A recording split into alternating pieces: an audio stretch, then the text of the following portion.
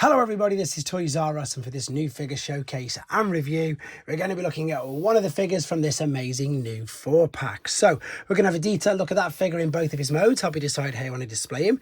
We're going to compare him with the original use of the particular mould, and of course have a look how much the figure's improved since the original incarnation of that toy. So loads to get through in this video, so before we start, I'd like to remind anybody who's not subscribed to the channel, if I'd hit that subscribe button for me now please, because it really will help me out. And also to thank In Demand Toys, which is where I purchased this from, and they got it to me quickly and safely. Before we open it up though, we definitely need to look at the box art. The packaging itself is beautiful. I love these Versus sets. It's very reminiscent. In fact, it is. It's a carbon copy of what they used to do in Japan with some G1 figures. They started these Versus packs again way 40 years ago, perhaps that little bit more. And this one, I don't know if it's the best just yet until we open it up, but it's definitely one of the more fairest. If anybody remembers last year's, it was poor old Cliffjumper versus 3 Decepticons, including Tarn, Squeeze Play, and I think it was Tarantulas. But there you go. Box looks stunning. Let's get these guys open and let's have a look at one of them.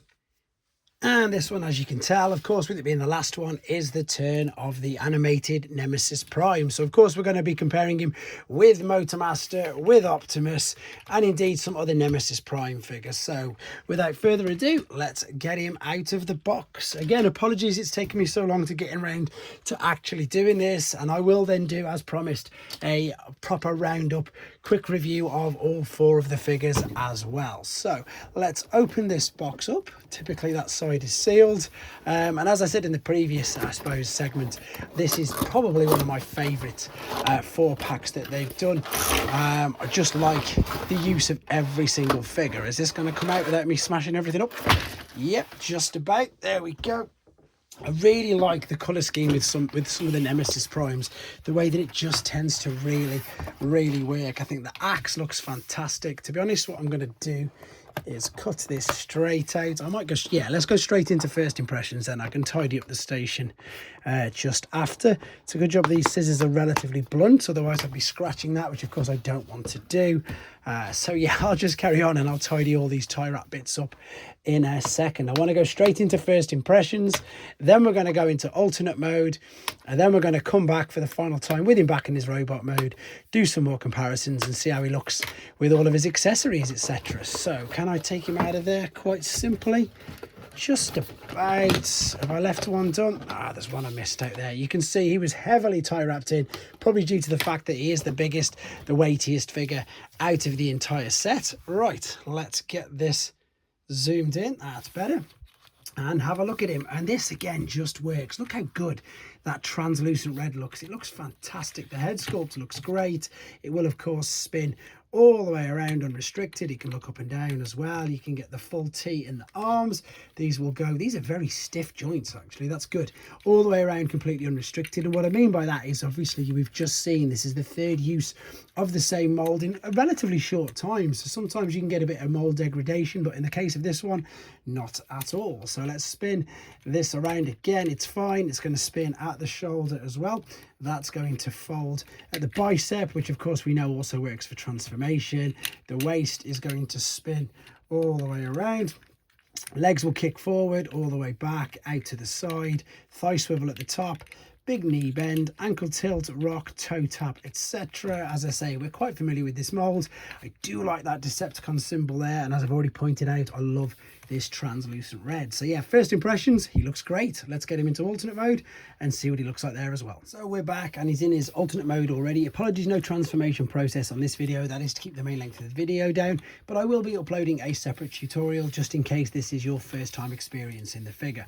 Also, do not forget that inside the packaging there was a load of accessories in this, a little bit of wrapped up paper, and of course this part for the top of the roof is the last bit that was left inside there. The instructions, again, if you don't remember, there is all 4 figures in the one particular sheet, so it is huge, but again, they're all there just in case you need them. The alternate mode, you know, it is what it is. I don't mind it, to be fair. I think it looks okay. I've got to be completely honest, as I say, animated was one of them particular toy lines and indeed cartoons that I haven't really watched much at all. But I like the look of it, and you know, I've seen it looks pretty much as it should do. To be fair, this is a great representation of what the animated Optimus Prime was, so this is again just as good. I like the fact that with this you've got the silver on the inside of the wheels, whereas with this you don't have. There just seems to be a little bit more, yeah, just a little bit more I suppose paint apps on this. Of course we can see that it's still the same there. It is just that, to be fair, it's just the wheels. The headlights are still painted exactly the same. This though, I can't work out if this was translucent plastic or if this was painted. No, it was translucent as well, so that's okay. That definitely is, and they do look good together. Of course, if you wanted to, you could attach the axe to it. It's just, for me, the axe doesn't really go anywhere on here. I don't think it tends to work that well. It just sort of sticks out that sort of bit too far, no matter how you put it, to be honest. But again, the translucent plastic in the red is absolutely beautiful. I'm just wondering if it would maybe go on one of the sides. I think it will do. But I don't know what it would look like. That's probably hasn't done anything for it aesthetically, if we're being totally honest. I suppose also you could pop it on the roof, but again, it really wouldn't do anything for it. I suppose it's just a good way of the fact that you can, if you wanted to, store it on there somewhere. But to be honest, with regards, as I say, to how it looks there, you can just see that, as I say, the red, it just works really well for it. I don't know why. For me, it just tends to work that little bit better. This is where you can really see how much bigger it is than, I suppose, a normal deluxe figure. I've got a few other figures here just to give you an idea of the size of the particular figure. Let's bring in a G1 Optimus. I've got Horrible here actually as well from the same pack. There you go. That's quite a big deluxe, to be fair, but if anybody remembers the Prime Wars trilogy figures, they are quite hollow, if we're being honest. With regards to another figure that's here, it's not as big. Maybe it might be actually. No, not too far off the size of that, in honesty. But to be fair, again, we've seen this mold quite a lot. Let's get him back into robot mode and see what he looks like compared to the others in that mode as well. Back for the final time then with him in his robot mode, and this is the mode that I'm going to choose to be displaying him in. So we're going to have a look how he looks with his accessories and do some more comparisons. I've also just noticed that apart from the fact that he's got a different head, he's got some extra detail there as well, but we'll have a look at that in more detail in a second. Right, here's his main accessory. I love the detail in this translucent red. It looks great, and I'm not sure if it was this figure or if it was Optimus or Motormaster, but I remember Mark Maher doing something like that, which I think is a brilliant idea, because it makes it just gives it something different, doesn't it? Gives it a different edge. Yeah, I like the look of that. So what we can do is you can pop it in his hands. He can wield this axe. There we go. If I take it back like that, just sort of normally, but it does as well, it does telescope out, which gives us the opportunity to extend it there, turn at the wrist articulation. I think I might have missed out actually, but there you go.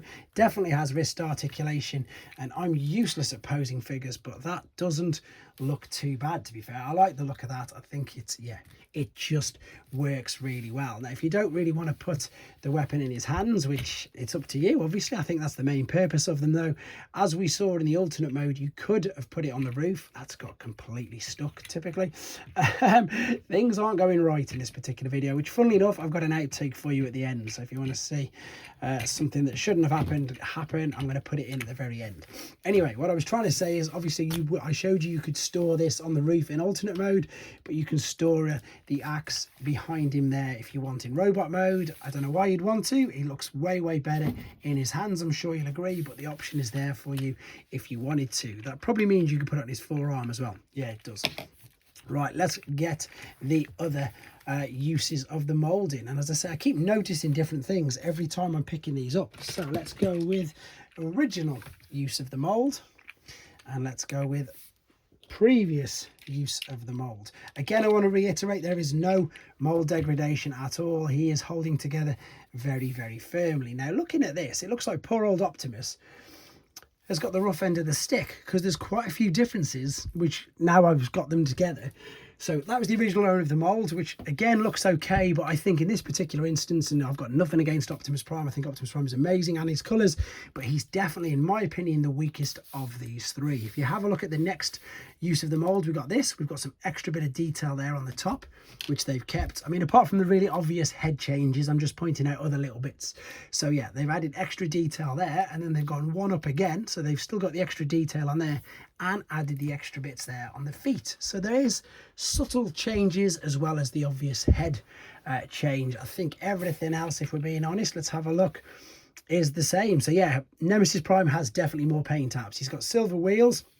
They've all got translucent windows, which is good, but as we've just seen, Nemesis Prime has extra bits on the feet, and then Motormaster and Nemesis have extra bits on the top of their chest as well. So there you go, Nemesis is winning it for me. You let me know what you think in the comments.